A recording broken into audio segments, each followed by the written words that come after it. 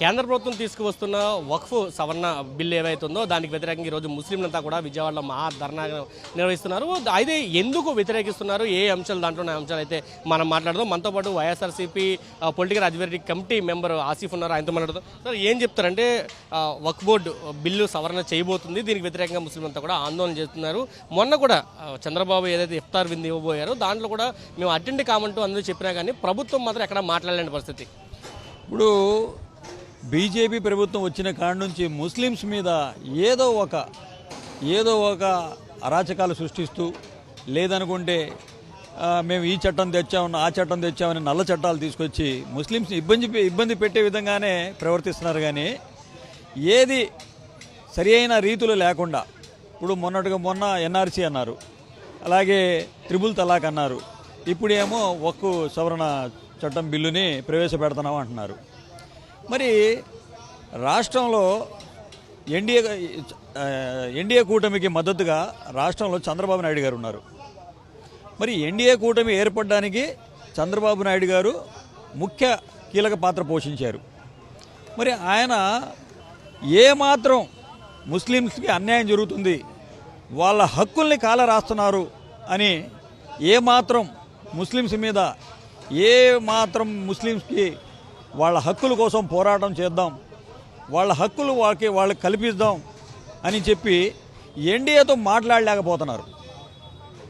NDA ప్రభుత్వంతో ఆయనకున్న సంబంధాలని మరింత బలోపేతం చేసుకునే విధంగా ప్రవర్తిస్తున్నారే తప్ప ముస్లిమ్స్కి మేలు చేద్దాం, ముస్లిమ్స్కి ఉన్న హక్కుల్ని వాళ్ళకి ఇద్దాం అనే ఒక ఆలోచన విధానం అయితే చంద్రబాబు నాయుడు గారికి లేదు. అలాగే మొన్న ఇఫ్తార్ విందులో వచ్చి మీ ముస్లిమ్స్కి ఉన్న ఒక్కాస్తులన్నీ నేను పరిరక్షిస్తాను, నేను అన్ని హక్కుల్ని కాపాడుతాను అని చెప్పి అబద్ధాలు చెప్పడం జరుగుతుంది. ఇది ఎంతవరకు ముస్లిం సమాజం నమ్ముద్ది ఆయనకి? నేను ఒకటే చెప్తున్నాను, ఏదో పార్లమెంటులో ఏమో ఆ బిల్లుని ఆయన ఆమోదించడం, ఆ బిల్లుకి మద్దతు పలకడం, ఆంధ్రాలో వచ్చి ఇక్కడేమో నేను ముస్లిమ్స్కి అండగా ఉంటాను, నేను ముస్లిమ్స్ల పక్షపాతి అని చెప్పుకోవడం, అది ఎంతవరకు కరెక్ట్? అది ప్రజలు గమనిస్తున్నారు, ముఖ్యంగా ముస్లిం గమనిస్తున్నారు మీరు ఎంతవరకు ముస్లిమ్స్కి న్యాయం చేస్తున్నారో. గతంలో కూడా చూసాం, మీకు ఎన్ఆర్సీ టైంలో మీరు ఏమాత్రం ముస్లిమ్స్కి నేను అండగా ఉంటానని చెప్పి ఒక మాట చెప్పలేకపోయారు. అప్పుడు ముఖ్యమంత్రి జగన్మోహన్ రెడ్డి గారు ముస్లిమ్స్కి నేను అండగా ఉంటాను, ఎన్ఆర్సీని ఎట్టి పరిస్థితుల్లో నేను ఆంధ్రాలో అమలు చేయనివ్వను అని చెప్పేసి ముస్లిం ప్రజలందరికీ భరోసాని ఇవ్వడం జరిగింది. ముస్లింలకి అండగా ఉంటాను, వక్ఫ్ ఆస్తుల్ని పరిరక్షిస్తానని చంద్రబాబు ప్రకటిస్తున్నారు. కానీ మనం పక్క రాష్ట్రాలు చూస్తే తమిళనాడు కానీ కేరళ కానీ వక్ఫ్ సవరణ బిల్లు ఏదైతుందో దీనికి యాంటీగా కూడా వాళ్ళు తీర్మానం చేసిన పరిస్థితి, ఈ చట్టాన్ని వ్యతిరేకిస్తున్నామని చెప్పిన పరిస్థితి. కానీ ఆంధ్రప్రదేశ్లో అటువంటి తీర్మానం చేయాలని ముస్లిం సంఘాలు డిమాండ్ చేస్తున్నా చంద్రబాబు ఎందుకు మాట్లాడలేదు? దీనిలో క్లారిటీగా అర్థమవడానికి ఈ రాష్ట్ర ప్రజలకు కాదు, దేశ ప్రజలందరికీ అర్థమవుతుంది. 30 వక్ఫ్ బోర్డులు ఉన్నాయి దేశవ్యాప్తంగా. అలాగే 9 లక్షల పైచీలుక ప్రాపర్టీస్ ఉన్నాయి. అన్నీ హార్ట్ ఆఫ్ సిటీ, కలకత్తా కానీ, బెంగళూరు కానీ, హైదరాబాద్ కానీ, ముంబై కానీ అనేక చోట్ల వేల ఎకరాల్లో ఉన్నాయి. దాన్ని బడాబాబులకి దారాదత్తం చేయాలి. అలాగే ఎన్డీఏ కూటమికి మద్దతుగా ఉండాలి. వాళ్ళకి ఈ యొక్క ఏదైతే ల్యాండ్స్ ఉన్నాయో వాళ్ళ రీతిలో రాపించుకొని ఆక్రమించుకుందామని చెప్పే ఈ యొక్క సవరణ చట్టాన్ని తీసుకొస్తున్నారు. దానికి మద్దతు పలుకుతుంది ఆంధ్రాలో చంద్రబాబు నాయుడు గారు. పక్క రాష్ట్రాలన్నీ దాన్ని వ్యతిరేకించినా చంద్రబాబు నాయుడు గారికి దీన్ని వ్యతిరేకించడానికి దమ్ము లేదు. అంటే దాన్ని బట్టి అర్థం చేసుకోవాల్సిందే, హిందూ కమిటీలు కానీ, హిందూ దేవాలయాల కమిటీలో అన్య మతస్థులు ఉండకూడదు, ఎవరికి ఉద్యోగాలు ఉండకూడదు అంటూ వాళ్ళు మాట్లాడుతున్న పరిస్థితి. పవన్ కళ్యాణ్ కానీ ఇతర నేతలు మాట్లాడుతున్నారు, బీజేపీ నేతల వల్ల. కానీ ముస్లిం సంఘాలకు సంబంధించిన ఏవైతే కమిటీలు ఉంటాయో దాంట్లో మాత్రం హిందువుల్ని పెట్టాలనే ఒక నిర్ణయాన్ని ఎలా చూస్తారు? అసలు ఇది లౌకిక దేశంలో సాధ్యమేనా? ఇది లౌకిక దేశం. ఇది అన్ని కులమతాలకు అతీతంగా ఉండే దేశం. ఇది అందరికీ కాపాడుకునే నాయకుడు కావాలి, సమానత్వంగా ఉండే నాయకుడు కావాలి.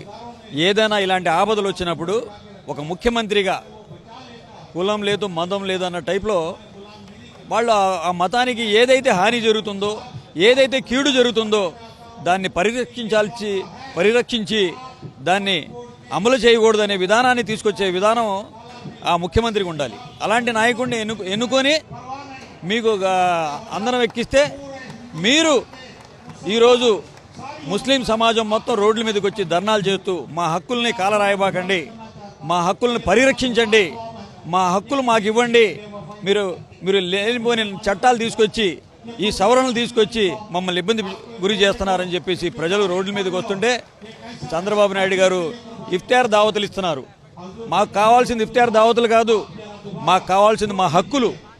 మేము ఎవరి హక్కులు అడగటం లేదు, ముస్లిం సమాజానికి ఉన్న హక్కులే మేము అడుగుతున్నాం. కానీ ఆ హక్కుల్ని సవరణ చేస్తారంటే ఊరుకునే ప్రసక్తి లేదు.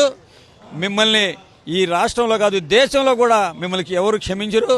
తప్పకుండా మా బిల్లు మేము అందరం కలిసి ముస్లిమ్స్ అందరం ఏకతాటిగా కలిసి ఈ బిల్లుని వ్యతిరేకిస్తున్నాం.